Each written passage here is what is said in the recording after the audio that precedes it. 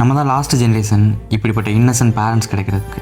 நேற்று எங்கள் அம்மாவோட வாட்ஸ்அப் ஸ்டேட்டஸில் பிளாக் இமேஜை பார்த்தேன். உடனே எங்கள் அம்மாட்ட போயிட்டு என்ன பண்ணி வச்சிருக்கீங்கன்னு ஆசை கேட்டேன். அவங்க உடனே பதட்டப்பட்டு தெரியாமல் பண்ணிட்டேன் அப்படின்னு சொன்னாங்க. அப்புறம் அவங்க பக்கத்தில் உட்காந்துட்டு ஸ்டேட்டஸோட ஃபீச்சர்லாம் எக்ஸ்பிளைன் பண்ணிருந்தேன். அதை ஒரு சின்ன குழந்தை கேட்குற மாதிரி கேட்டுட்டு அவ்வளோதானா அப்படின்னு சிரிச்சுக்கிட்டே சொன்னாங்க. அப்புறம் ஒரு கையில் ஃபோனையும் இன்னொரு கையோட விரலால் அந்த ஃபீச்சரை செக் பண்ணியும் பார்த்துட்டு இருந்தாங்க. அப்போது ஐ ஃபெல்ட் சம்திங்.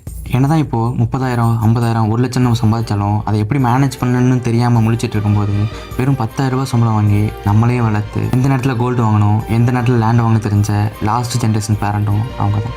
சில நேரம் கழுத்துக்கு நேரம் ஃபோன் வச்சு வீடியோ கால் பேசினாலும், ஏன் நம்மளே கால் கட் பண்ணி போனாலும் என்னாச்சுன்னு தெரியாமல் ஸ்க்ரீனை அழுத்தி பார்க்குற லாஸ்ட் ஜென்ரேஷன் பேரண்ட்ஸ் அவங்க தான்.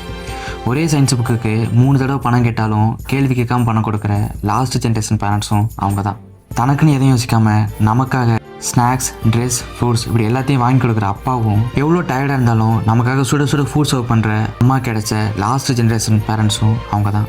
மேபி பல சுச்சுவேஷன் காரணமாக இந்த நேரத்தில் இந்த டைமில் அவங்க உங்கள் பக்கத்தில் இல்லாமல் இருக்கலாம். பட் அவங்க இல்லாமல் இந்த நேரம் இந்த இடத்துல கண்டிப்பாக அவங்களால இருக்க முடியாது. சம்டைம்ஸ் ஸ்ட்ரிக்டாக இருந்திருக்கலாம், சம்டைம் பிடிவாதத்தோடு கூட இருந்திருக்கலாம். பட் நம்ம இவ்வளோ ஸ்ட்ராங்காக இருக்குன்னா அது காரணம் அவங்க தான். Maybe through this reel I pray for them. கடவுளே, இங்கே உள்ள எல்லா பேரண்ட்ஸையும் பத்திரமா பார்த்துக்கோங்க. ஏன்னா நம்மளை அவங்க பார்த்துக்கிட்ட மாதிரி யாராலையும் பார்த்துக்க முடியாது. May God bless them. Thank you.